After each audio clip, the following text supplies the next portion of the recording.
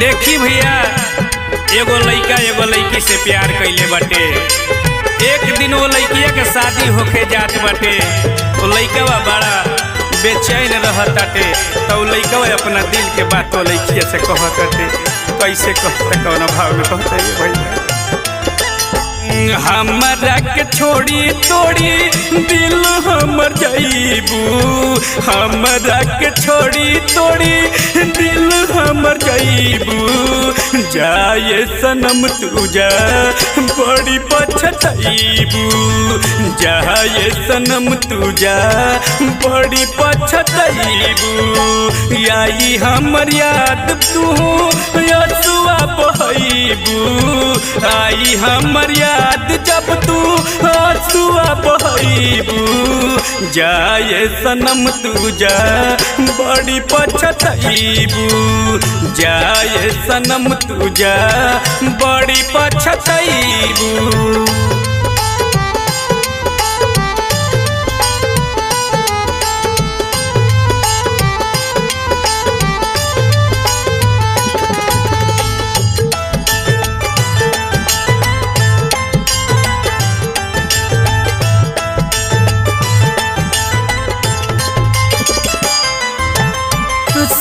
नहीं पाई बीजू दाई तोहरा गम के, जाई के ससुरवा जा भूला जाइबू हमके।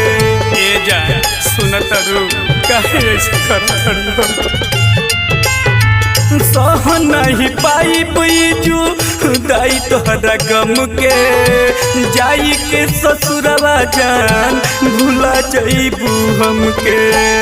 अपने तू रोइबू जान हमर के रोइबू, अपने तू रोइबू जान हमर के रोइबू। जाए सनम तू जा बड़ी पछताइबू, जाए सनम तू जा बड़ी पछताइबू।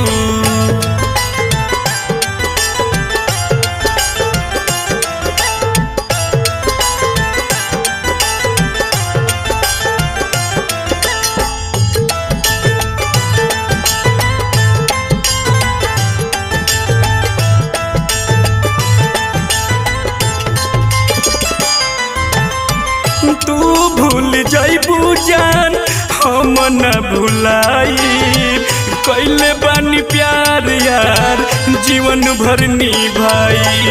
याद करऊ दिन जान जवन की हमरा कोरवे में तू बिहान करतलू।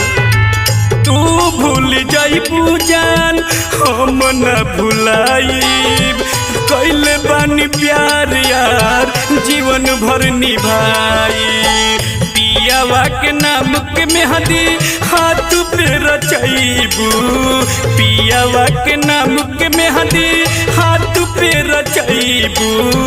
जाए सनम तू जा बड़ी पछताइबू, जाए सनम तू जा बड़ी पछताइबू।